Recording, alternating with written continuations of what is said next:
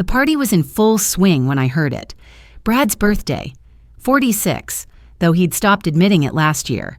Their house was packed with people I didn't know, neighbors from their subdivision, Brad's co-workers from his old job, Jennifer's book club friends. The living room hummed with conversation and laughter. Someone had strung up lights across the back patio, and they glittered through the sliding glass doors like fallen stars. I was standing near the kitchen, holding a glass of wine I hadn't touched, when I heard Brad's voice from the hallway.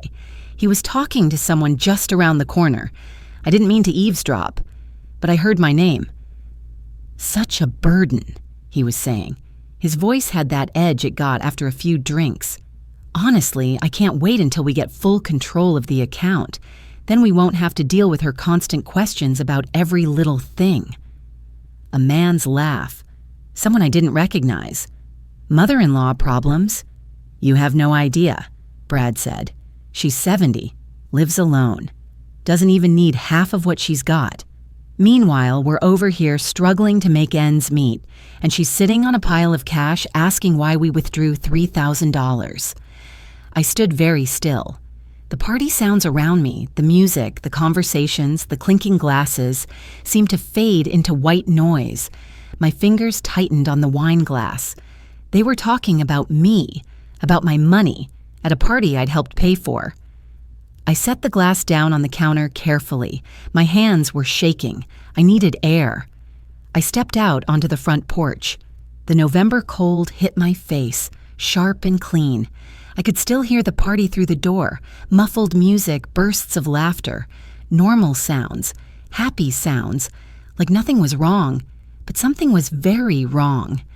That account Brad had mentioned, the one he wanted full control of, we'd opened it 3 years ago when he and Jennifer got married. A joint account, they'd said, for emergencies, for the house. I'd put in $85,000 for their down payment, my entire retirement savings, every penny Robert and I had saved over 43 years of marriage. I'd liquidated the account the day after Robert's funeral 5 years ago, and I'd been careful with it, stretching it, making it last. Until Jennifer asked for help with the house, until Brad lost his job and needed support, until the emergencies kept coming, one after another, and I kept saying yes, because that's what mothers do. That's what family does. I looked back through the window. I could see them in there. Jennifer laughing at something someone said, Brad with his arm around her shoulders. They looked happy. They looked like a young couple celebrating, surrounded by friends, in their beautiful house.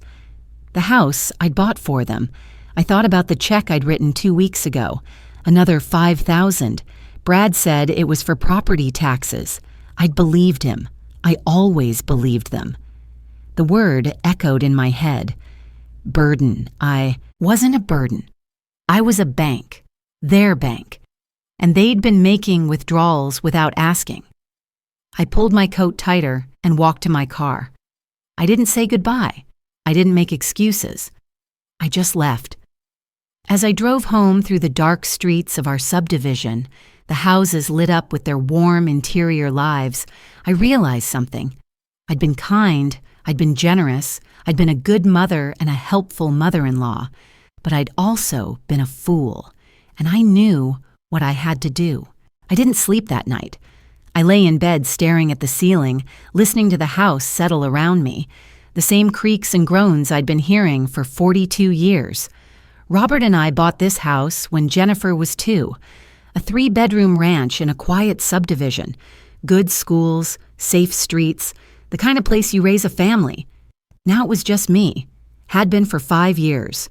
The mortgage was paid off, the rooms were too big, but it was mine, and it was home.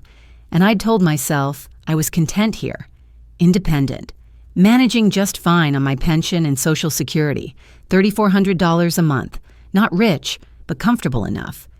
I volunteered at the library on Tuesdays, tended my garden, had coffee with my neighbor Margaret most mornings. I thought I had my life figured out. Jennifer had always been my only child, my whole world, really, after Robert died. She'd been so attentive those first few months after the funeral, calling every day, stopping by with groceries, making sure I was eating. I'd been grateful. Then she met Brad at a work conference 2 years later, and things moved fast. Engaged in 6 months, married a year after that. I was happy for her, truly. She deserved love. She deserved a partner. She was 42. It was time. But then came the requests. Over 3 years, I gave them everything I could. $85,000 for the house down payment. I liquidated my entire retirement fund for that. $12,000 for their wedding at the venue Jennifer had dreamed about since she was a girl. $8,000 in furniture when they moved in because I wanted them to start off right. Then the loans. $15,000 when Brad's car died and they needed something reliable. $6,000 for Jennifer's medical bills when her insurance didn't cover some procedure I didn't entirely understand. Smaller amounts for this emergency, that crisis. I stopped counting after I hit $126,000. I thought I was building their future. I thought I was being a good mother. My neighbor Margaret had tried to warn me. She'd been living next door for 15 years, a retired nurse, widowed like me, with a direct way of speaking that some people found off-putting but I'd always appreciated. We had coffee together most mornings on her back porch when the weather was nice, or at her kitchen table when it wasn't. "You're being too generous," she'd said last spring, watching me write another check. She had her hands wrapped around her coffee mug, her reading glasses pushed up on her head. "Linda, honey, I love you, but they're using you." "They're family," I'd said. "Jennifer's my daughter. Brad's struggling. He lost his job." "I know that." Margaret's voice was gentle but firm. "But there's helping, and then there's enabling. Where does it end?" I told her she was being cynical. I'd changed the subject. I'd ignored the worried look in her eyes. I should have listened. My financial advisor, Tom Richardson, had tried to warn me too. I'd been working with him for 15 years, a patient man in his late 50s with a bowl of peppermints on his desk and a careful way of explaining things. He'd handled Robert's estate after the funeral, set up my accounts, checked in with me quarterly to make sure everything was on track. He'd called me 4 times in the past 6 months, voicemails about unusual activity on the joint account. Each time, I'd called him back and told him everything was fine. Jennifer and Brad needed help. That's what the account was for. He'd say okay, but I could hear the concern in his voice, the professional worry of someone who'd seen this before. I dismissed it. I told myself he was being overprotective, but the truth was simpler than that. The truth was that I didn't want to know. I didn't want to believe that my daughter would take advantage of me. I didn't want to be the difficult mother-in-law who questioned every expense, who made them feel guilty for needing help. I'd heard Brad make comments before, little jokes about asking the bank of Linda or getting mother's approval. I'd laughed along, told myself he was kidding, told myself it was fine, because the alternative was too painful to consider. I'd lost Robert 5 years ago. I couldn't lose Jennifer, too. And Brad, I knew he'd been struggling. He'd lost his job 18 months earlier when his company downsized. I'd seen the toll it took on him. Jennifer mentioned he was sending out applications every day, going to interviews, coming home defeated. His unemployment was running out.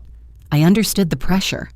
I remembered what it felt like when Robert was between jobs years ago, how scared we were, how the worry kept us up at night. That's why I wanted to help. That's why I kept saying yes. But somewhere along the way, help became expectation. Generosity became entitlement. And I closed my eyes against the word, but it was still there. Burden. Every morning at 6, I sat at the kitchen table with my coffee, the same mug Robert gave me for our 30th anniversary. White ceramic with tiny blue flowers around the rim. The same spot where we used to read the paper together, him with the sports section, me with the local news. Now I read alone, looking out at the garden he planted. The roses were still blooming, even in late November. Hardy things, stubborn. Like him. I found myself pulling out the old photo albums more often lately. Jennifer at 5, gap-toothed smile, holding the sunflower she'd grown in our backyard. Jennifer at graduation, cap askew, hugging me so tight I could barely breathe. Jennifer at her wedding, looking so happy in her white dress. I'd paid for that dress, too. When did we stop hugging like that? When did phone calls become obligations instead of joy? I was deadheading the Roses one afternoon last week when I heard it. Their laughter from their backyard, 2 houses down, a barbecue, maybe. Family time. I wasn't invited. I told myself they were busy, young family. They needed their space. I understood. But now I wondered if I'd been making excuses all along. That night after the party, I couldn't sleep. I kept hearing Brad's voice. Such a burden. I opened my laptop, the one Michael had taught me to use for email and online banking. Michael was my son, Jennifer's younger brother, living in Seattle with his software job. We talked every Sunday. He'd been asking me about the money I'd been giving Jennifer. Gently, carefully. "Mom, are you sure about this?" "That's a lot of money." I'd told him to mind his own business. I'd told him Jennifer needed help and I was happy to give it. He'd backed off, but I could hear the worry in his voice too. Everyone had been worried except me. I logged into the joint account. I told myself I was just checking, just making sure everything was fine. The balance loaded on the screen, $12,406, lower than I remembered. I clicked on recent transactions. That's when I saw it, a withdrawal, $3,000. Last Tuesday at 2:47 p.m., I was at the library volunteering that day. My Tuesday shift, I didn't make that withdrawal. I stared at the screen until the numbers blurred. I scrolled down. Another withdrawal the week before, $2,500, and another one before that, $1,500. I clicked back through the months. The withdrawals went back 18 months. Some weeks there were 2. Some months there were 5. Small enough not to trigger alerts, large enough to add up fast. I opened a new document and started making a list. Dates, amounts, times. My hands were shaking, but I kept typing. The numbers climbed. The pattern was clear. The withdrawals always happened when I was out. At church, at the library, at my doctor's appointments. They'd been systematic about it. I sat back in my chair. The house was silent around me except for the refrigerator humming and the clock ticking in the living room. Outside, a car drove past, its headlights sweeping across my wall. That's when I started paying attention. For 3 days, I didn't call Jennifer. I told myself I needed time to think, time to be sure. But the truth was simpler. I was afraid. Afraid of what I'd find if I kept looking. Afraid of what it would mean if I was right. But I kept looking anyway. I printed out 6 months of bank statements, spread them across my kitchen table, got out a yellow legal pad and started making notes. Date, amount, time. I worked methodically, the way I used to grade papers when I was still teaching. Each transaction got a line. Each pattern got circled. By Thursday afternoon, I had 3 pages of notes and a sick feeling in my stomach. The email arrived that morning. Subject line, Re-account access. I almost deleted it. The sender was someone named Dave Hoffman, and I assumed it was spam. But something made me click it open. The message read, "Brad, like I said, once you get full control of the account, you can look at a cash-out refinance on the property. Your MIL won't even need to know until the paperwork's done. Just make sure you've got the POA documentation squared away. Let me know when you're ready to move forward. The rates are good right now." Below it was Brad's original message, the one he'd forwarded to Dave by mistake, to me. My mother-in-law's account. She's 70, doesn't really track her finances anymore. Once we get full control of the trust, we can access the equity in the house. She'll be fine. She doesn't need much at her age. Just need to figure out the cleanest way to handle the transfer. I read it 3 times. 4. My hands shook so badly I had to set down my coffee mug. The words blurred on the screen, then came back into focus. My mother-in-law. He meant me. She doesn't need much at her age. I sat there for a long time, staring at that email. The refrigerator hummed. A car drove past outside. Normal sounds. The world kept moving while mine tilted sideways. They weren't just taking money from the joint account. They were planning to take everything. The house. My accounts. They were trying to get power of attorney, to get full control. My chest felt tight. I made myself breathe slowly, in through my nose, out through my mouth. After a minute, I forwarded the email to myself at a different address, printed it out, added it to the stack of papers on my table. Then I called Jennifer. She answered on the third ring.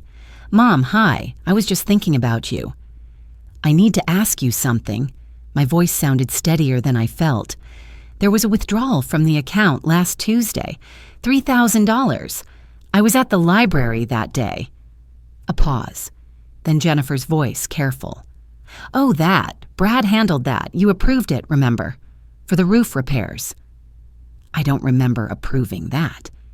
"Mom." Her tone shifted, gentle, worried. "We talked about it 2 weeks ago. You said it was fine.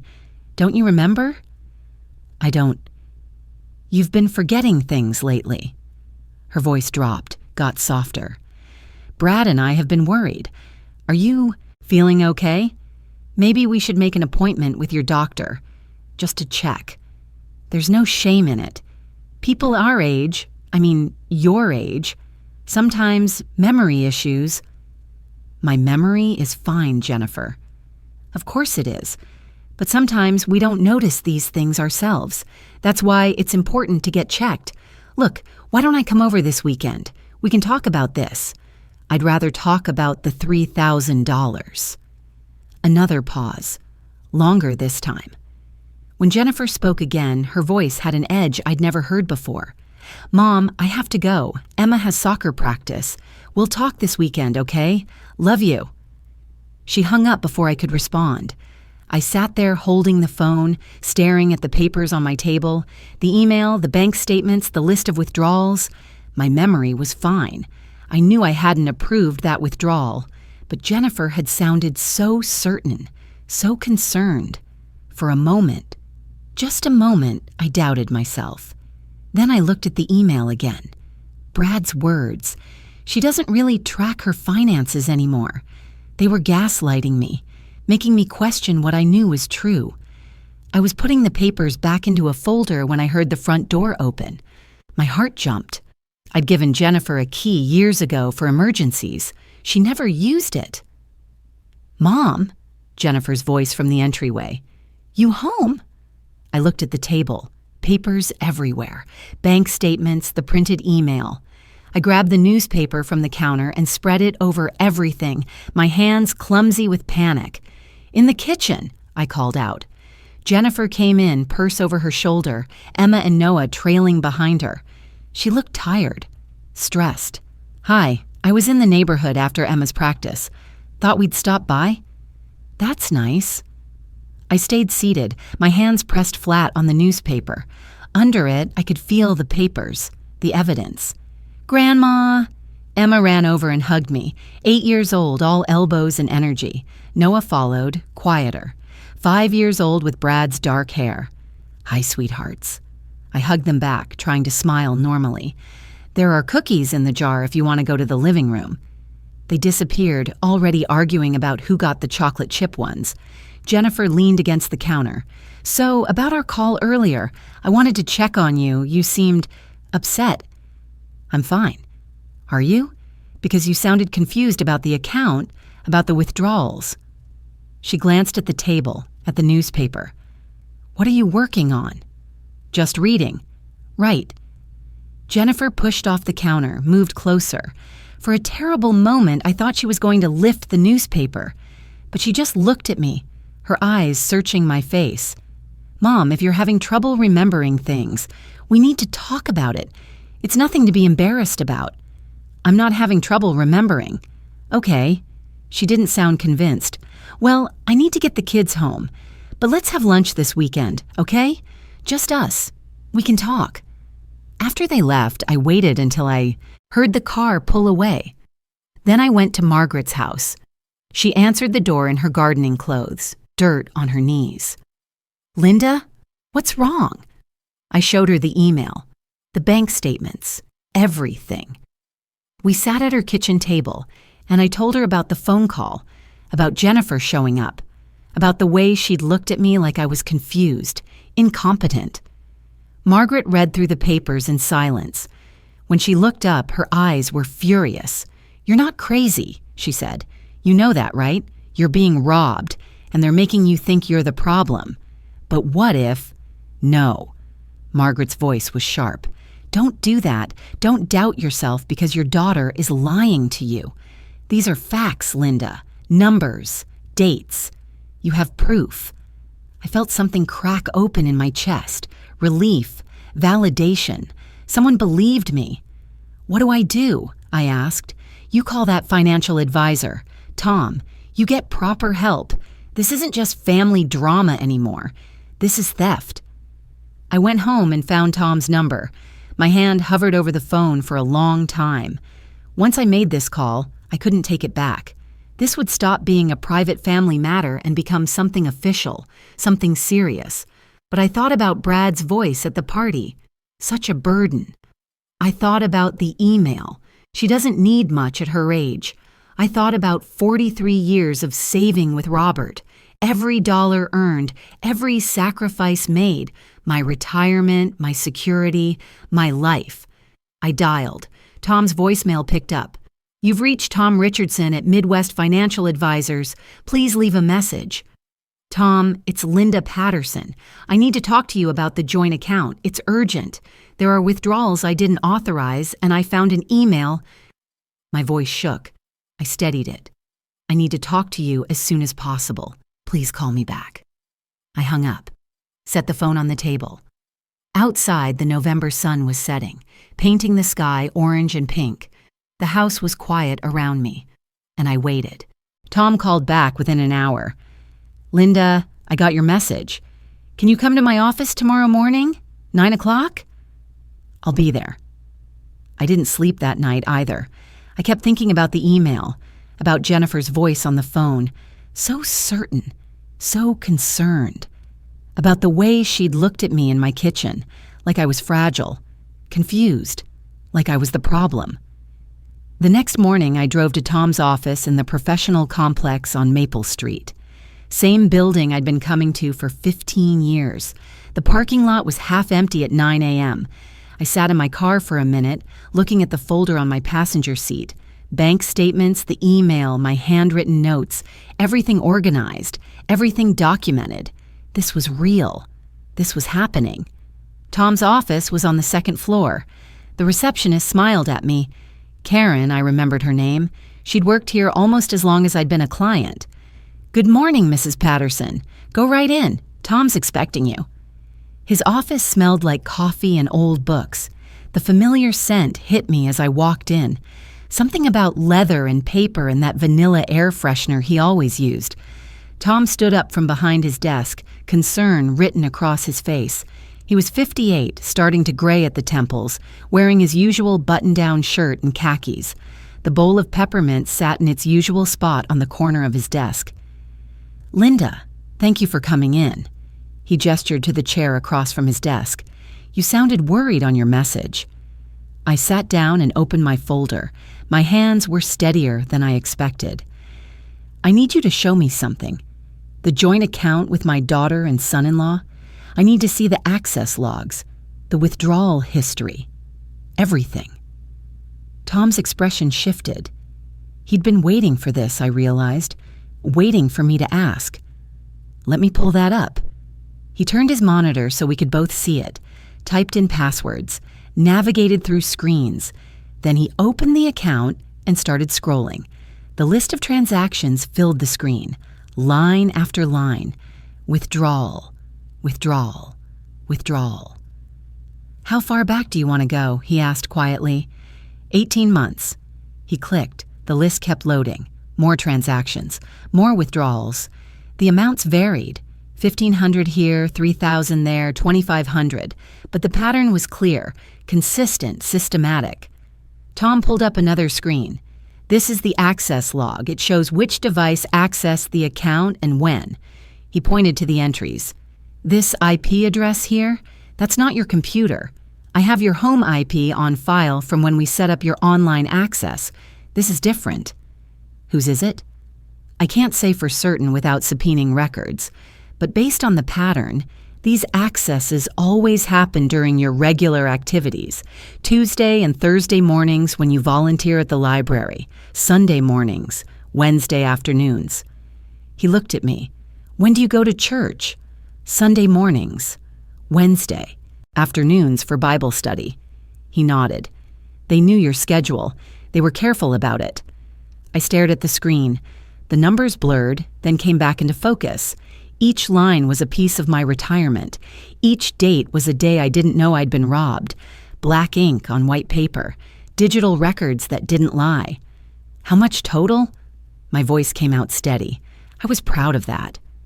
Tom clicked through to a summary screen. He was quiet for a moment, and I knew he was checking his calculations, making sure. When he spoke, his voice was gentle. $47,300. Over 18 months. Not including the original $85,000 down payment you made. The air went out of my lungs. I knew it was a lot. I'd seen the statements. But hearing it said out loud, $47,000, made it real in a way that numbers on a page didn't. I sat there looking at the computer screen, looking at Tom's careful face, looking at the bowl of peppermints that had been there every time I'd visited for 15 years. Normal things, familiar things, everything the same except me, except my understanding of my daughter, of my life. I thought about all those years teaching, 28 years in elementary school classrooms, lesson plans and parent conferences and bulletin boards about the solar system. Summer breaks spent working at the library because the pension wasn't quite enough. Robert doing overtime at the plant, coming home tired, his hands rough from work. Both of us saving, planning, thinking we were building something secure. 43 years I worked.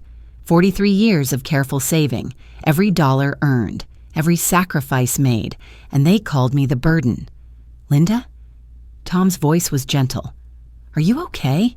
I blinked, nodded. What else do you have? Tom opened another folder on his desk. Physical files this time, not digital. After you called, I did some checking. I hope you don't mind. What did you find? Email communications. He slid a printed page across the desk. I have access to the account's associated email because you listed me as a trusted contact when we set up the joint account.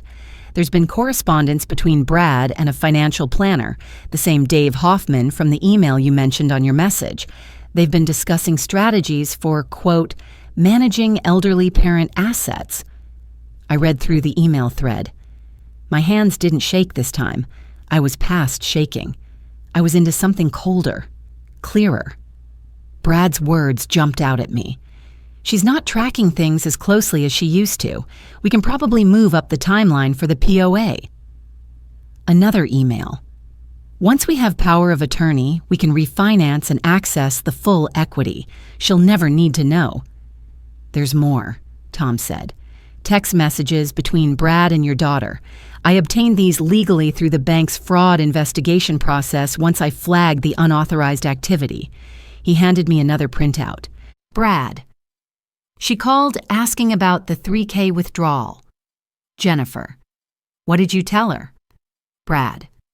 Nothing yet. You need to handle it. Jennifer. I'll tell her she approved it. She'll believe me. Brad. What if she doesn't? Jennifer.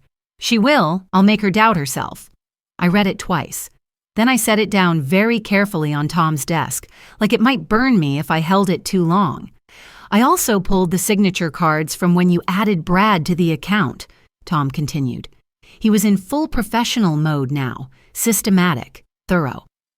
I had the bank compare them to your known signature samples. There are inconsistencies. The slant is off. The pressure is different. It's possible the signature was forged, or you were rushed into signing something you didn't fully understand.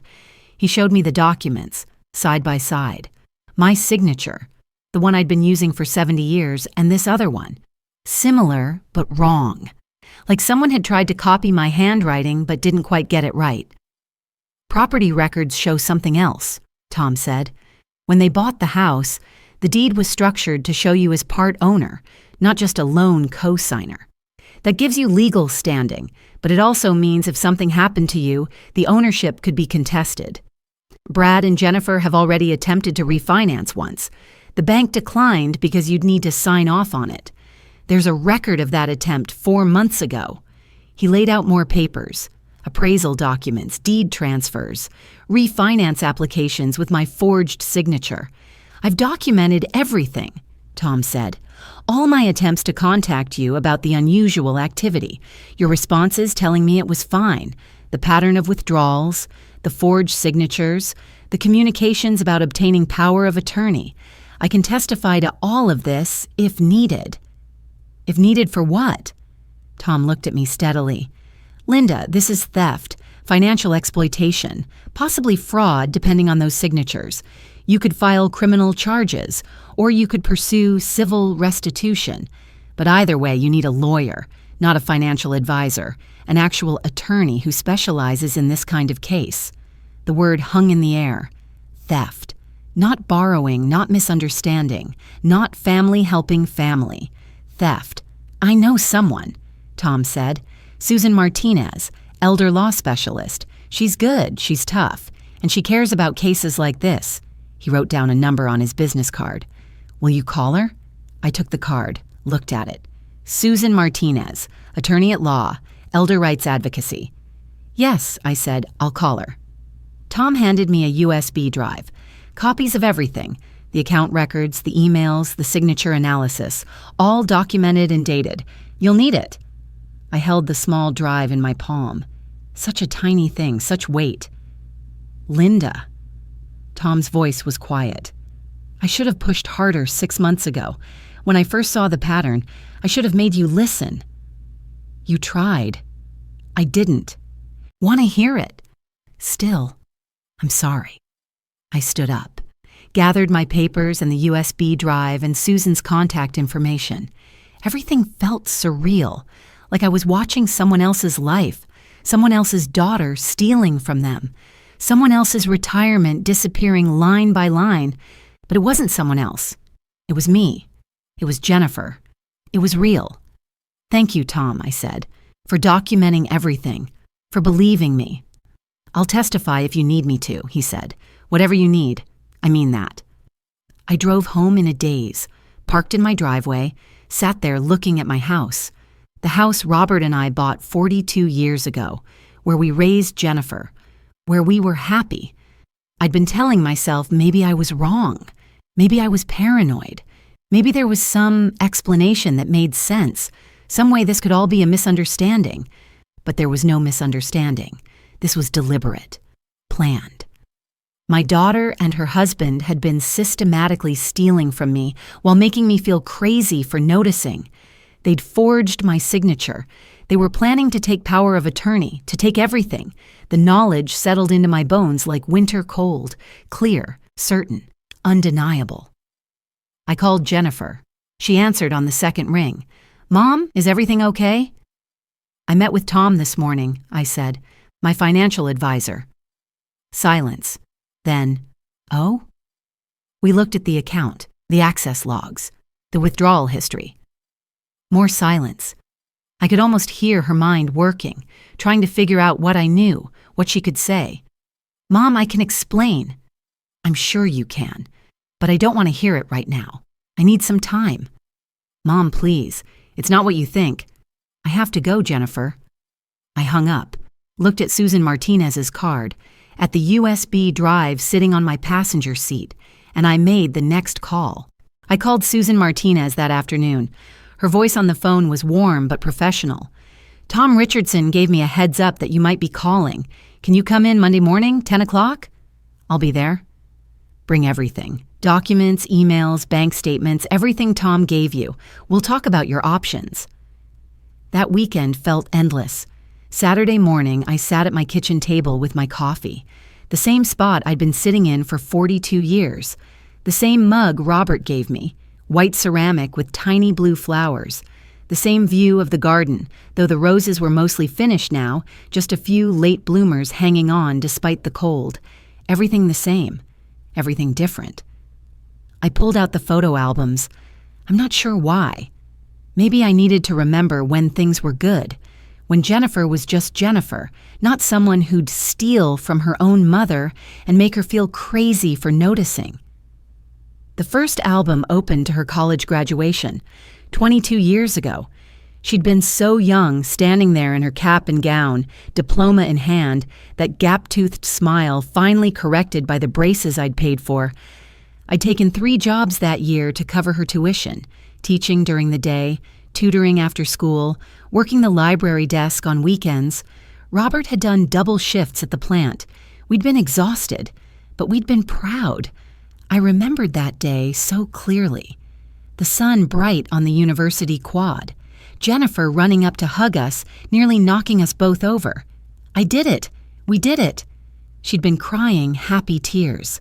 I'd been crying too. She'd worked so hard. We'd sacrificed so much, but it had felt worth it. Everything we'd given her, everything we'd done, it was for this, for her future, for her happiness. Thank you, she'd whispered in my ear during that hug. Thank you for everything. I couldn't have done this without you. I'd told her that's what mothers do. That's what family does. You help each other. You sacrifice for the people you love. When had that changed? When had helping become taking? When had family become exploitation? I turned the pages slowly. Jennifer's wedding 3 years ago. The venue I'd paid for. $12,000 for that one day. She'd looked beautiful in her white dress. Brad handsome in his tux. I danced with her that night, the mother-daughter dance. She'd rested her head on my shoulder and told me she loved me. Had she meant it? Or had I already become the burden by then? The Bank of Linda, as Brad liked to joke. They'd called me a burden. At a party I paid for, in a house I bought. I closed the album. My hands were steady. I wasn't crying. I was past crying. I was into something colder now. Something clearer. I'd been telling myself I was being kind, being generous, being a good mother. I'd been proud of my generosity, proud that I could help them, that I had something to give. But kindness doesn't mean letting people steal from you. Being a good mother doesn't mean being a doormat. And generosity isn't generosity when it's taken without asking, then hidden, then lied about. I'd seen the red flags. Margaret had warned me. Tom had warned me. My own son, Michael, had questioned the amounts I was giving. But I'd ignored them all because acknowledging the truth would have meant acknowledging that my daughter was lying to me, stealing from me, using me. And that was too painful to believe. But now I believed it. Now I knew. Brad had lost his job. They were desperate. I understood that. I remembered desperation. I remembered the panic of not knowing how to pay bills, the shame of needing help. Part of me, a small part but still there, understood why they'd done it. Fear makes people do terrible things, but understanding doesn't mean accepting. Empathy doesn't mean enabling, and desperation doesn't excuse theft. I wasn't the villain in this story. I wasn't the burden. I was the victim, and I was tired of being the victim. I picked up my phone and called my son. "Mom," Michael answered on the second ring. "Everything okay?" "No," I said. "Everything's not okay, but it's going to be." I told him everything. The party, the email, the meeting with Tom, the $47,000, the forged signatures, the plan to get power of attorney, all of it. He was quiet for a long time when I finished. Then, "Jesus, Mom, I'm so sorry. I should have pushed harder when I asked you about the money. You tried. I didn't want to listen. What are you going to do?" "I have a meeting with an attorney Monday morning. I'm going to freeze the account. I'm going to protect what's left, and I'm going to make them pay it back." "Good." His voice was fierce, angry. "Do you need me to fly out? I can be there tomorrow." "No, I need to do this myself, but thank you." "Mom," he paused, "I'm proud of you for fighting back. That takes guts." After I hung up, I felt something shift inside me, a weight lifting, or maybe a weight settling, the weight of certainty. of decision, of knowing what I had to do and being willing to do it. Monday morning, I met with Susan Martinez. Her office was smaller than Tom's, but neat, organized. She was younger than I expected, mid-50s, sharp suit, dark hair pulled back. She shook my hand firmly and gestured to the chair across from her desk. "Tell me everything," she said. So I did. She took notes while I talked, asked questions, looked through the documents I brought, the USB drive Tom had given me, the printed emails, the bank statements with my handwritten notes in the margins. When I finished, she sat back in her chair. "Mrs. Patterson, this is a clear case of financial exploitation, possibly elder abuse, depending on how aggressive we want to be. The forged signatures give us grounds for fraud charges. You have options." "What kind of options?" "Criminal charges, civil lawsuit for restitution, or both. If you pursue criminal charges, the district attorney handles the prosecution. You'd be a witness, not the one driving the case. If you go civil, you're in control, but you pay the legal fees up front." "Which do you recommend?" Susan leaned forward. "Honestly, start with civil. File for immediate injunctive relief. That's a court order freezing their access to any assets or accounts connected to you. Then we pursue full restitution through mediation or court. If they don't cooperate, we can always add criminal charges as leverage." "How long will it take?" "Depends. If they cooperate, we could have a settlement in a few months. If they fight, could be a year or more. But first things first, we need to protect what's left. Do you want me to draft the injunction paperwork?"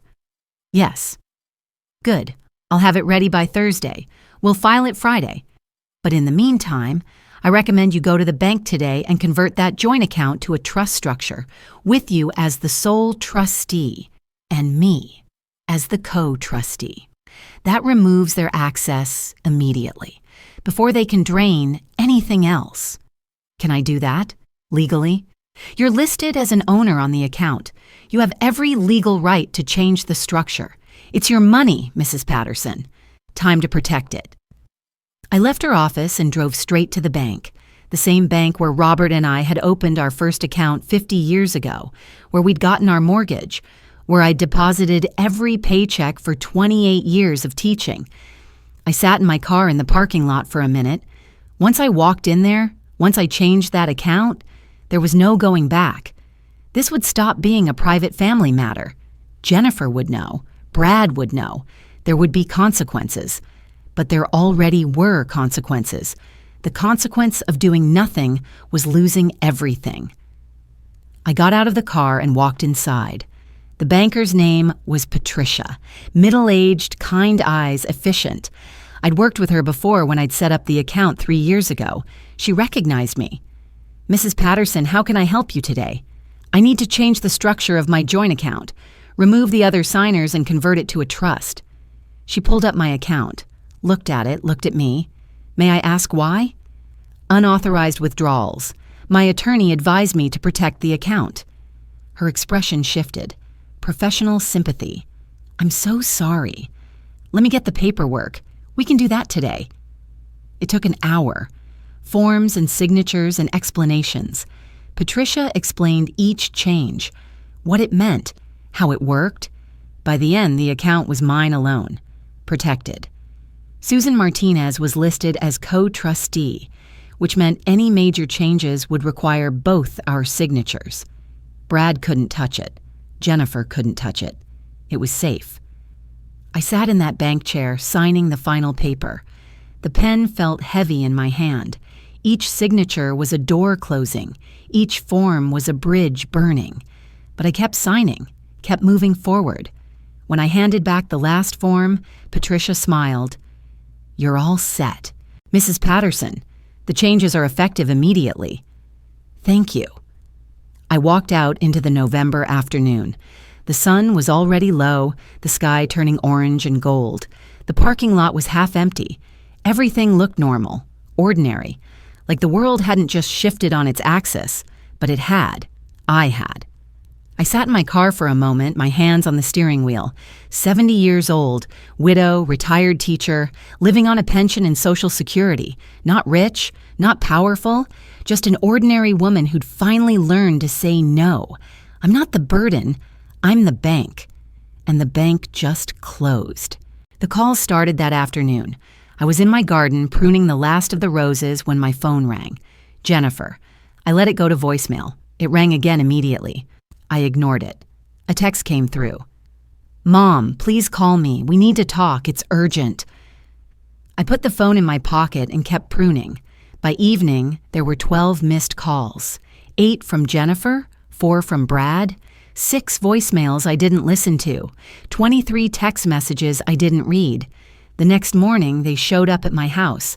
I was having coffee with Margaret on her back porch when I saw Brad's car pull into my driveway. Jennifer got out first, Brad right behind her. They walked up to my front door. Knocked. Waited. Knocked again. Harder. "You want me to go tell them you're not home?" Margaret asked. "No. Let them figure it out." We watched from Margaret's porch as they knocked a third time, then peered through my front window. Jennifer cupped her hands against the glass, trying to see inside. After a few minutes, they walked back to the car. But they didn't leave. They sat there, Brad in the driver's seat on his phone, Jennifer with her head in her hands. 20 minutes later, they drove away. "What do you think they wanted?" Margaret asked. "I think they tried to access the account this morning and found out they can't." Good. That afternoon, a letter arrived. Express delivery, signature required. I signed for it and opened the envelope right there on my porch. Dear Mom, I don't know what's going on, but we need to talk. I tried to access our joint account this morning to pay some bills and I can't log in. The bank said the account structure has changed and I'm no longer an authorized user. Mom, I don't understand. Did someone tell you to do this? Are you okay? I'm worried about you. Whatever Tom or anyone else has told you, there's another side to this story. Please call me. Let me explain. I love you. I'm sorry if we've done anything to upset you, but we can work this out. We're family. Love, Jennifer. I read it twice. The words sounded genuine, concerned, loving, like the daughter I used to know.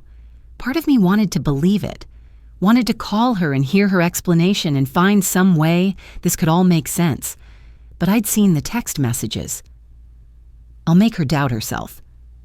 I'd seen Brad's emails. She doesn't need much at her age. Words were easy. Actions told the truth. I called Susan. I got a letter from Jennifer, I said. She's asking me to talk to her, to let her explain. Do you want to talk to her? Part of me does. That's natural. She's your daughter. But my advice? Wait, let the legal process move forward. Right now, she's panicking because she lost access to your money. Let her panic. See what she does next. Words are cheap, Mrs. Patterson. Let's see if her actions match her words. Okay. The injunction paperwork is ready. I'm filing it Friday. You'll have a court order by Monday protecting all your assets from any claims by Jennifer or Brad. That includes any joint accounts, property with your name on the deed, everything. Are you ready for that? Yes. 3 days later, another contact. This time from Brad. He called my landline. I'd stopped answering my cell, left a message on my machine.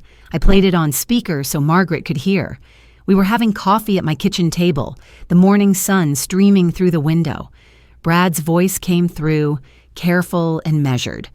Linda, it's Brad. Look, I know there's been some confusion about the account. I want to apologize if we overstepped. I take full responsibility. The job loss has been harder than I admitted, and I've been making poor decisions. But I want to make this right. I've drafted a repayment agreement. We'll pay back everything, every dollar, over the next 5 years. I'll send it to you to review. Please, we don't need lawyers involved. This is family. Let's handle it as family. The message ended. Margaret looked at me. That sounded almost sincere. Almost.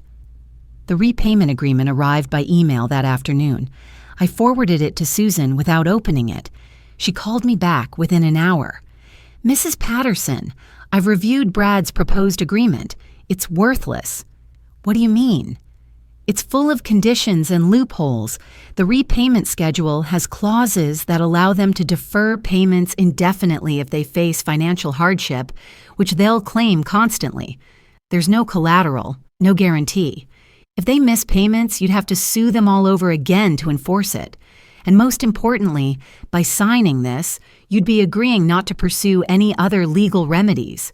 You'd be waiving your right to file charges or seek full restitution through the court. So it's a trap. It's an attempt to make this go away on their terms, not yours. I strongly advise against signing anything they send you without my review. Better yet, don't respond at all. Let the legal process handle it." I thought about that. About Brad's voice on my machine, so reasonable, so apologetic. About Jennifer's letter, so concerned and loving. They were still trying to manipulate me, just with different tactics now. "What happens when the injunction is filed?" I asked. "They'll be served with papers, legally notified that they cannot access any assets, accounts, or property connected to you. They'll have the opportunity to respond, to contest it, but given the evidence, the unauthorized withdrawals, the forged signatures, the communications about obtaining power of attorney, I don't think they'll fight it. I think they'll want to negotiate. And if they don't want to negotiate, then we take it to court, either civil trial for restitution, or we refer the case to the district attorney for criminal prosecution. But I suspect they'll choose to negotiate once they realize how much evidence we have." That Friday, Susan filed the injunction. Monday morning, a process server delivered the papers to Brad and Jennifer's house. My son Michael called that evening from Seattle. "Mom, Jennifer just called me. She's freaking out. Says you filed some kind of legal action against her. Says you're trying to take their house. She was crying. What's going on?" I'd been expecting this. "Did she tell you about the $47,000 she and Brad stole from me?" Silence. Then, "What?" "Unauthorized withdrawals over 18 months, forged signatures, plans to get power of attorney without my knowledge so they could access all my assets. I have emails, bank records, everything documented." "Jesus." Michael's voice was tight. "She didn't mention any of that. She made it sound like you'd lost your mind and were attacking them for no reason." "That's what she wants you to think. She wants you to call me and tell me to stop, to make me feel guilty, to make me back down." "I'm not going to do that." His voice was firm now, angry. "What do you need from me?" "Nothing. Just believe me. Trust that I'm doing what I need to do." "I believe you, Mom, and I'm proud of you. This takes guts." After I hung up, I sat in my living room as the sun set outside my window. The house was quiet. No phone calls, no knocking on the door. Just silence. They'd tried panic. They'd tried apologies. They'd tried manipulation. And now they had legal papers in their hands that said I wasn't backing down, but I knew this wasn't over. People like Brad didn't give up that easily. And Jennifer, my daughter, who I'd raised, who I'd sacrificed everything for, she wasn't going to accept this without a fight. The question was, what would they do next? The answer came 3 days later, a letter from an attorney. Not Susan, someone else. Morton and Associates, a law firm downtown. I opened it carefully, already knowing it wouldn't be good news. Dear Mrs. Patterson, we represent Bradley Johnson and Jennifer Patterson Johnson in regards to the matter of the joint account and related allegations. Our clients dispute your characterization of the withdrawals as unauthorized and maintain that all transactions were discussed with you and approved. They are concerned about your recent behavior and cognitive state. Given your age and the confusion you've demonstrated regarding these financial matters, they are filing a petition for limited guardianship to ensure your financial affairs are properly managed and you are protected from making decisions that could harm your well-being. Please have your attorney contact us to discuss a resolution. Sincerely, Robert Morton, Ski. The words hit me like ice water, guardianship. They were trying to have me declared incompetent, trying to take control of my finances by claiming I was too confused to manage them myself. I called Susan immediately. "They're doing what I expected," she said, and I could hear the anger in her voice. "It's a standard counter move in elder financial abuse cases. They're trying to flip the narrative, make you the problem instead of them. But Mrs. Patterson, this is actually good for us." "How is this good?" "Because it shows desperation. And because we have Dr. Morrison's cognitive assessment showing you're completely competent. We have Tom's documentation showing you were alert and aware of everything. We have evidence of their systematic theft and planning. A guardianship petition requires proof of incapacity. They don't have any. What they have is a financial motive. If they get guardianship, they get control of your assets. A judge will see right through this." "When is the hearing?" "They'll request one within 30 days. We'll be ready. We'll present all the evidence. Their own emails and texts will prove this isn't about your competency. It's about their theft. Trust me." But trust was getting harder. I hung up and sat at my kitchen table. That letter in front of me. They were calling me incompetent, confused, trying to take away my right to manage my own money, my own life. After everything I'd given them, after everything I'd sacrificed, they were trying to make me the villain in this story. The anger that rose in me wasn't hot. It was cold, clear, focused. They wanted a fight? They were going to get one. Susan called 2 weeks later. "The mediator has scheduled a session for next Tuesday, 10 a.m. at the Midwest Bank main branch, neutral territory. Brad and Jennifer's attorney will be there. We'll present the evidence, hear their response, and see if we can reach a settlement without going to court. And if we can't, then we file the civil suit and let a judge decide. But I think they'll settle once they see what we have. The guardianship petition is going nowhere. Their own attorney knows that. This mediation is their chance to negotiate terms before this gets worse for them." The morning of the mediation, I stood in front of my bathroom mirror longer than usual. Put on the navy blue dress I used to wear for parent-teacher conferences. Pearls Robert gave me for our 25th anniversary. I looked like a retired school teacher, which is exactly what I was. But I felt different, steadier, clearer. I arrived at the bank 15 minutes early. Susan was already there, standing in the lobby in her sharp gray suit, briefcase in hand. "Ready?" "Ready." We were shown to a conference room on the second floor. Long table, leather chairs, windows overlooking the parking lot. The bank's conference room, where they held meetings about loans and investments and mortgages. Where normal financial business happened, not family betrayals. The mediator arrived first. A woman in her 60s named Patricia Cole, calm and professional. She shook my hand, introduced herself, explained the process. Voluntary, confidential. Her job was to help us reach an agreement both sides could accept. Then Brad and Jennifer arrived with their attorney, Robert Morton. A man in his 40s, expensive suit, slicked back hair. He nodded at Susan. They knew each other, clearly. Professional adversaries who'd faced off before, but I only looked at Jennifer. She looked tired, thinner than I remembered, dark circles under her eyes. She met my gaze for a second, then looked away.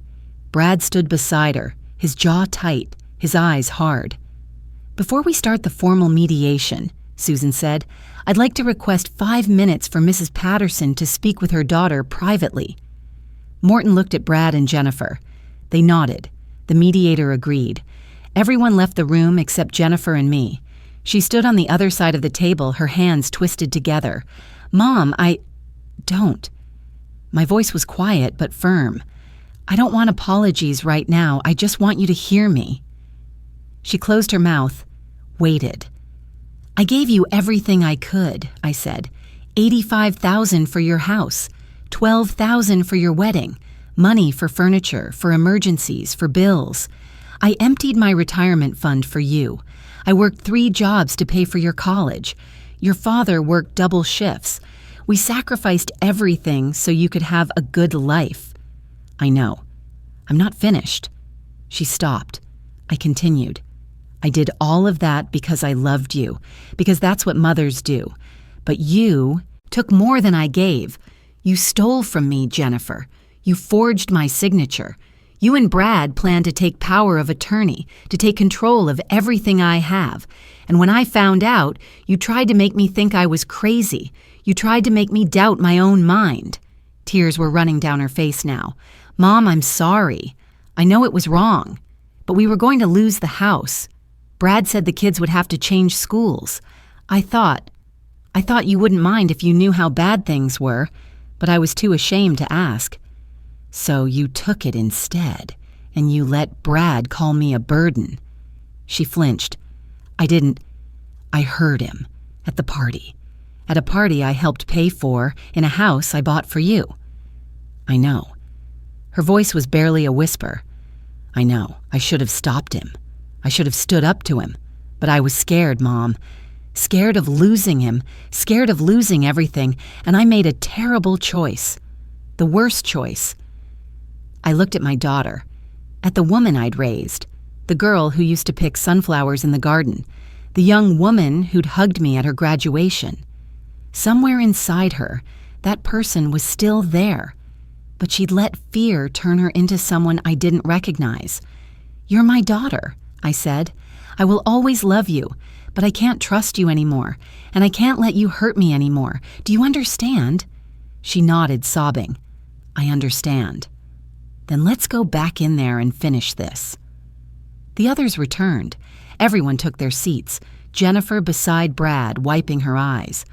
Morton opened his briefcase. Susan opened hers. The mediator sat at the head of the table with her notepad. Let's begin, Patricia said. Ms. Martinez, would you like to present your client's position? Susan placed a folder on the table, then another, bank statements, access logs, emails, text messages, signature analyses, property records. The evidence stacked up in the center of the table like a wall between us. Mrs. Linda Patterson is 70 years old, Susan began, her voice clear and professional. A retired elementary school teacher, a widow. She has one daughter, Jennifer, and one son, Michael. 3 years ago, at Jennifer's request, Mrs. Patterson contributed $85,000, her entire retirement savings, toward the down payment on the home Jennifer and her husband Brad purchased. She opened the first folder, slid a document across to the mediator. That was a gift, freely given. What followed was not. Over the next 18 months, Brad and Jennifer made 47 unauthorized withdrawals from a joint account totaling $47,300. These withdrawals were made systematically during times when Mrs. Patterson was at church, volunteering at the library, or at medical appointments. They knew her schedule. They were deliberate. Morton started to speak. Susan held up her hand. I'm not finished. We have evidence. She tapped the folders. That includes access logs, showing IP addresses that are not Mrs. Patterson's computer. We have emails between Brad and a financial planner discussing strategies for managing elderly parent assets. We have text messages between Brad and Jennifer discussing how to make her doubt herself when she questioned the withdrawals. We have signature analyses showing probable forgery on account documents. And we have testimony from Mrs. Patterson's financial advisor, who attempted multiple times to warn her about unusual activity on the account. She looked at Morton. Your clients didn't just take money. They systematically exploited a 70-year-old widow, forged her signature, and then attempted to gaslight her into thinking she was confused when she noticed.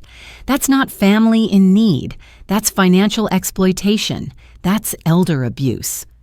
The room was silent. Morton's face was carefully neutral. Brad's jaw was clenched. Jennifer was staring at the table. I'd like to call our first witness, Susan said. Tom Richardson, Mrs. Patterson's financial advisor.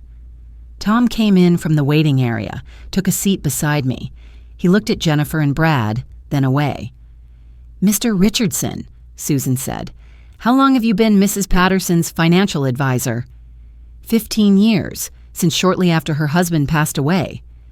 And during that time, How would you characterize her mental acuity and understanding of financial matters? Sharp, detail-oriented. She's always been fully competent in managing her affairs. She asks questions when she doesn't understand something.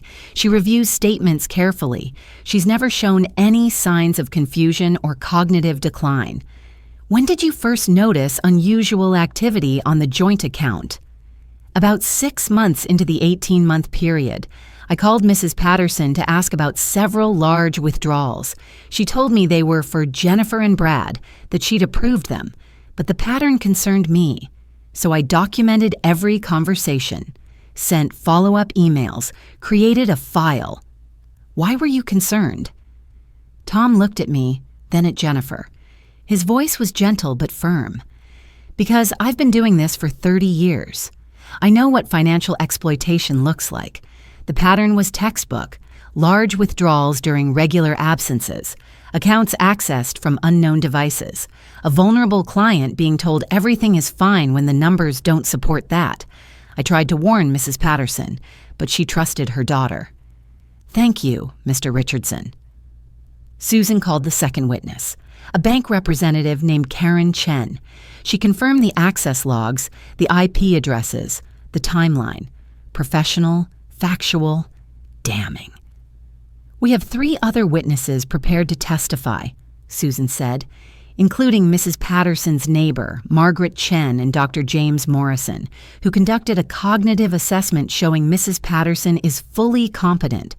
But I think the evidence speaks for itself. She looked at Morton. Your clients exploited Mrs. Patterson's trust and generosity. They stole from her. They forged her signature. They attempted to obtain guardianship by falsely claiming she was incompetent, a guardianship that would have given them legal control over the very assets they'd been stealing. This isn't a family dispute. This is a crime. Morton cleared his throat. Ms. Martinez, my clients acknowledged that mistakes were made. Brad lost his job. They were facing financial hardship. Mrs. Patterson had been helping them for years, and they believed, perhaps incorrectly, that she understood and approved of their continued use of the account. They believed incorrectly? Susan's voice was sharp. Mr. Morton, your clients have text messages discussing how to make Mrs. Patterson doubt herself. That's not a misunderstanding. That's manipulation. Brad's lawyer tried again. My clients are willing to make restitution, full repayment over 5 years with loopholes allowing indefinite deferment? Susan cut him off. We've seen that offer. It's unacceptable. Then what are you asking for? Susan opened her final folder. Full restitution. $47,300 paid in a lump sum or in guaranteed installments of no less than $800 per month over 5 years, secured by a lien on the property Mrs. Patterson helped them purchase, a formal no-contact order for a minimum of 2 years, and a written admission of the unauthorized nature of the withdrawals. Brad exploded. $800 a month? We can't afford that. She's old. She doesn't even need all that money. We have kids to feed, a mortgage to pay. She's sitting on... Mr. Johnson. The mediator's voice was sharp. You need to... But Brad kept going, his face red, his voice rising. This is bullshit. She gave us that money. She wanted to help. And now she's trying to ruin us because she's lonely and bitter and wants someone to blame for... Brad. Jennifer's voice. Quiet but desperate. Stop. He turned to her. Stop. She's trying to take our house, Jennifer. Your mother is trying to destroy our family. She's not trying to destroy anything. Jennifer's voice cracked. We destroyed it. We stole from her, Brad. We lied. She looked at me, tears streaming down her face. She gave us everything, and we called her a burden. The room went silent. Brad stared at Jennifer like she'd betrayed him. Maybe she had. Maybe that's what telling the truth felt like after months of lies. Morton put a hand on Brad's arm. Mr. Johnson, I strongly advise... I don't care what you advise. Brad shook him off. This is the truth. My voice cut through the room. Everyone looked at me. I stood up slowly. looked directly at Brad. "You called me a burden at your party. I heard you. I was standing in my kitchen in a house I helped you buy, and you told someone I was a burden, that you couldn't wait to get full control of the account so you wouldn't have to deal with me anymore." Brad's face went pale. He opened his mouth, closed it. "I'm not the burden," I said. My voice was steady, calm. "I worked for 43 years. I saved every penny. My husband and I sacrificed everything to give our daughter a good life. And you called me a burden because I asked about my own money, my money, that you were stealing." I turned to Jennifer. "You're my daughter. I love you. But I won't let you steal from me. I won't let you make me feel crazy for noticing. And I won't let Brad speak about me that way in my presence or behind my back. You made choices. Now you live with the consequences." I sat down. The room was silent except for Jennifer crying quietly. Brad stared at the table, his hands clenched into fists. Morton looked like he wanted to be anywhere else. The mediator spoke. "Let's take a 15-minute break." When we reconvened, Morton's tone had changed. "My clients are willing to accept the terms, $800 per month for 5 years, secured by the property, the written acknowledgement, and the no-contact order. 2 years minimum," Susan said. Morton looked at Brad and Jennifer. They nodded. Agreed. The mediator drafted the terms. Everyone signed. Susan collected the documents. It was done. As we stood to leave, Jennifer tried to approach me. "Mom." I held up my hand. "Not now, Jennifer. Give me time. Maybe someday. But not now." She nodded, crying. I walked out with Susan, Tom following behind us. Outside, the November sun was bright and cold. I stood in the parking lot, breathing. My legs felt shaky, my hands trembled. But I'd done it. I'd stood up. I'd spoken the truth. I'd protected myself. I didn't feel triumphant, just tired, and relieved it was over. "You were incredible in there," Susan said. "The way you spoke to Brad, perfect, measured but powerful." "Thank you." "I'll file the settlement agreement with the court this week. Once it's processed, you'll start receiving the monthly payments. They miss one, and we seize the property." I nodded, looked back at the bank. Jennifer and Brad were still inside with their attorney, probably signing their copies, probably realizing what they'd just agreed to, probably trying to figure out how to pay $800 a month for the next 5 years.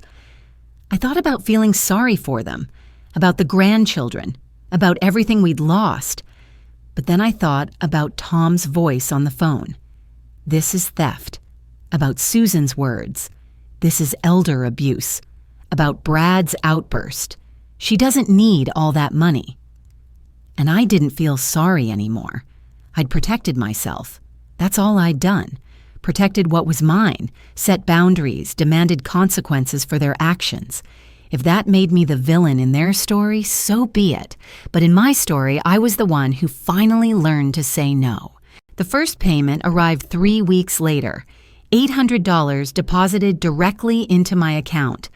I checked my online banking that morning, saw the transaction, and felt something loosen in my chest. Not triumph, just relief. They were paying. They were following through. The settlement had consequences, real ones. The house sold 6 months later.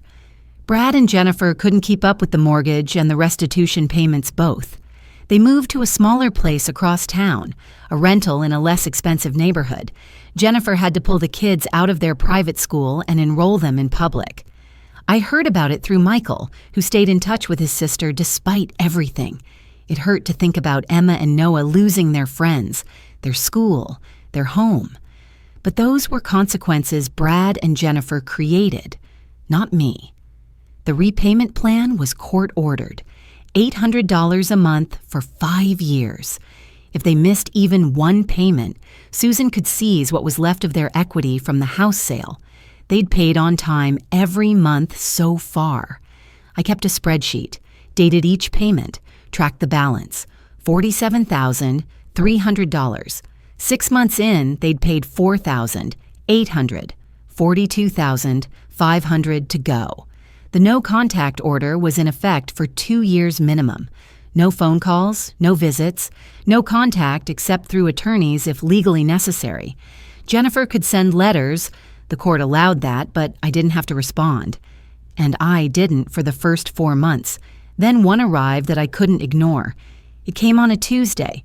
Plain white envelope, Jennifer's handwriting on the front.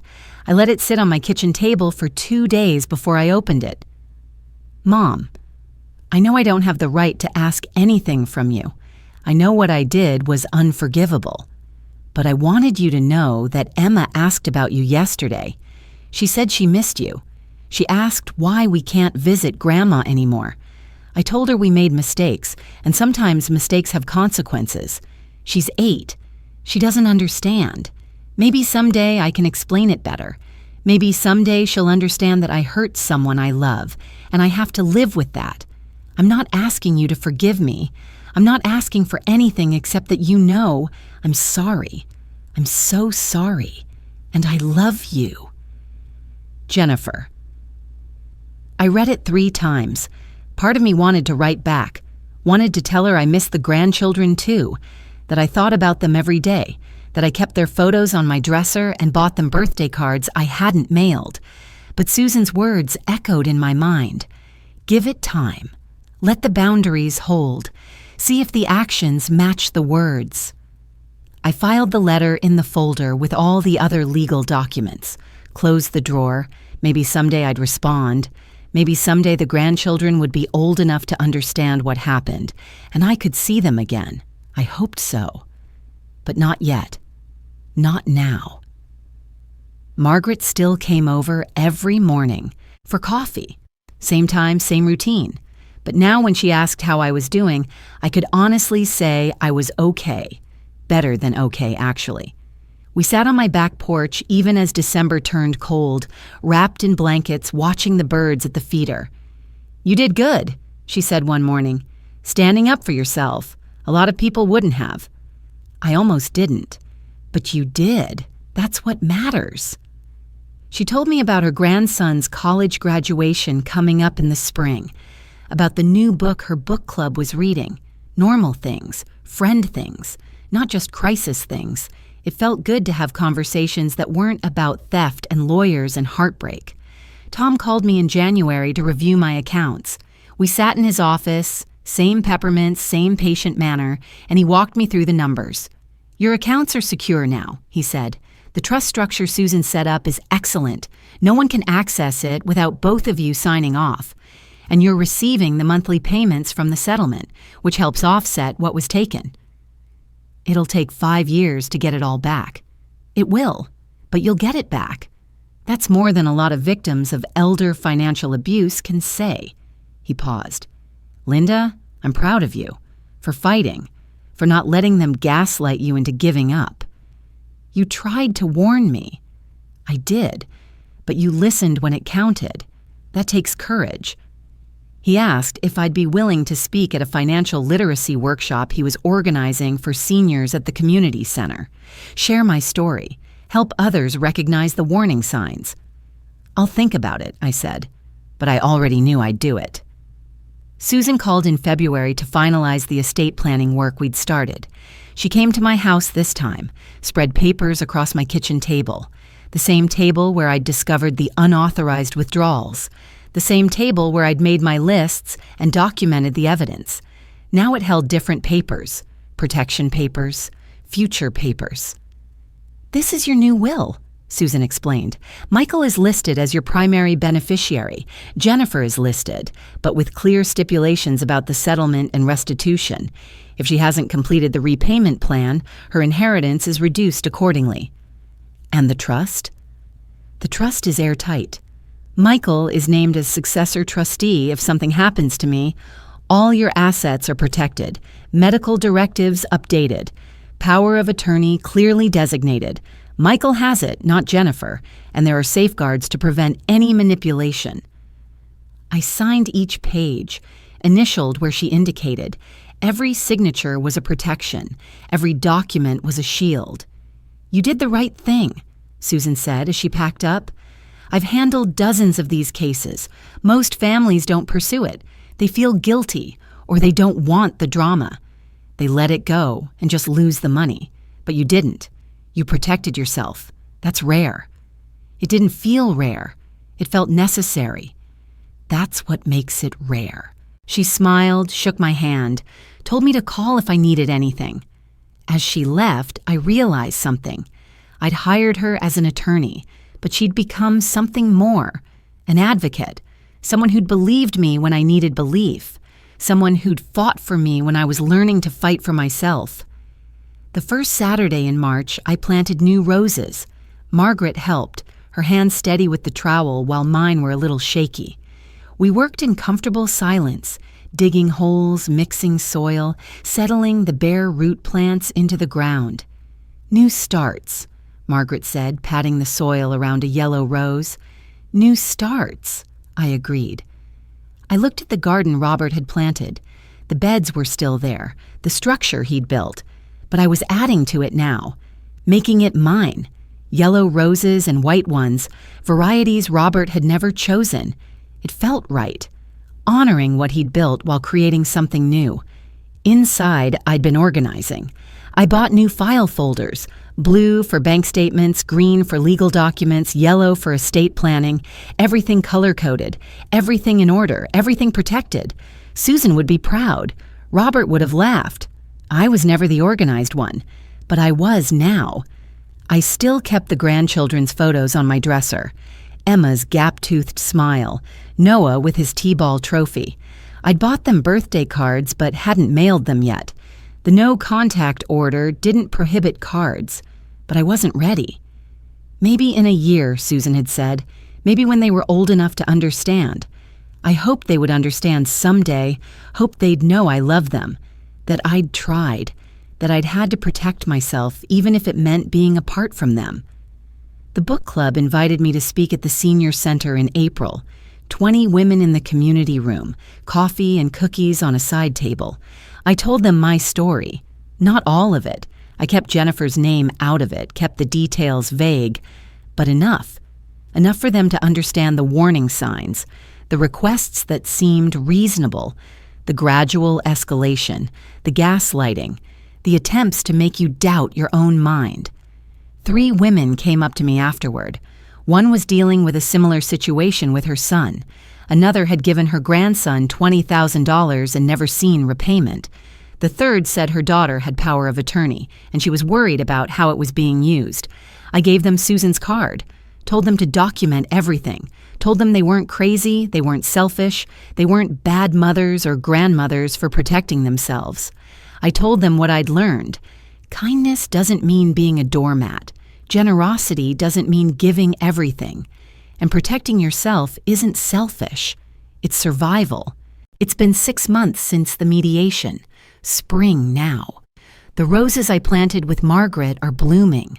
Bright yellow ones by the fence, white ones near the porch.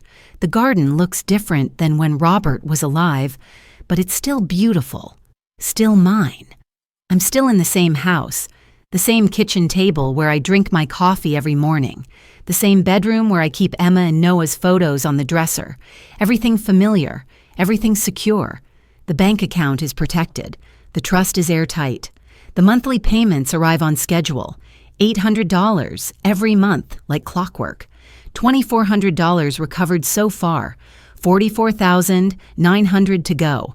The relationship with Jennifer is what it is. We're not in contact. The court order still has 18 months left. She sends letters sometimes. I read them. I don't always respond. Maybe someday we'll talk again. Maybe someday I'll see the grandchildren, tell them I never stopped loving them. I hope so. But I'm not holding my breath. I'm not waiting for my life to start when things get better with her. This is my life now, and I'm learning to be okay with that. I'm rebuilding. It's not the life I planned at 70. I thought I'd be the grandmother who babysat on weekends, who hosted holiday dinners, who was part of my daughter's daily life. I thought the money I'd saved would last me through retirement, maybe leave something for the kids when I'm gone. Things didn't work out that way, but I'm still here. I'm still standing. And some days, That's enough. Margaret still comes over every morning at 6. We sit on the back porch with our coffee when the weather's nice, watch the birds at the feeder, talk about nothing important. Her garden club has a plant exchange next month. My book club is reading a mystery I actually like for once. Normal things, good things, the kind of life you build after crisis. Quieter, maybe, but solid, real. The speaking engagements have become regular, once a month now, sometimes twice. Senior centers, community colleges, church groups. I tell my story, not all of it. I keep some things private, but enough. Enough for people to understand the warning signs, the gradual requests, the guilt trips, the gaslighting, the attempts to make you doubt your own mind. Last week, a woman approached me after a talk. She was maybe 65, nicely dressed, hands shaking as she held her purse. "My son," she whispered. "He's been asking for money. I thought I was helping, but now I don't know." I gave her Susan's card, told her to document everything, told her she wasn't crazy, wasn't selfish, wasn't a bad mother for protecting herself. She cried. I held her hand, and I thought about how many of us there are, mothers who gave everything and had to learn too late that generosity has limits. That love doesn't mean letting people hurt you. I've learned things these past months, hard things, necessary things. I learned that kindness doesn't mean being a doormat, that setting boundaries isn't selfish, it's survival, that you can love someone and still protect yourself from them, that being a good mother doesn't mean sacrificing everything, even when they tell you it does. I learned that trust, once broken, takes years to rebuild, maybe never rebuilds, that some relationships don't survive their betrayals, and that's not your fault. You're not required to set yourself on fire to keep other people warm. I learned that asking for help isn't weakness, that financial advisors and attorneys and friends who tell you uncomfortable truths, they're not the enemy. They're the people who save you when you're too deep in it to save yourself. And I learned this. You're not too old to start over. You're not too old to say no. You're not too old to fight for what's yours, to demand respect, to walk away from people who treat you like a burden instead of a blessing. If you're going through something like this, if someone in your family is taking advantage of you, if you're being asked for money again and again, if you're being made to feel guilty for questioning it, listen to me. Document everything. Keep records. Talk to a professional. Don't keep it secret because you're embarrassed. Don't protect people who are hurting you. You deserve better. You worked your whole life. You earned what you have. Nobody, not your kids, not your grandkids, not anyone, has the right to take it from you and make you feel bad for noticing. And if they call you selfish for protecting yourself, if they call you a burden for asking questions, then you know exactly who they are, and you know exactly what you need to do. I'm 70 years old. I'm a widow.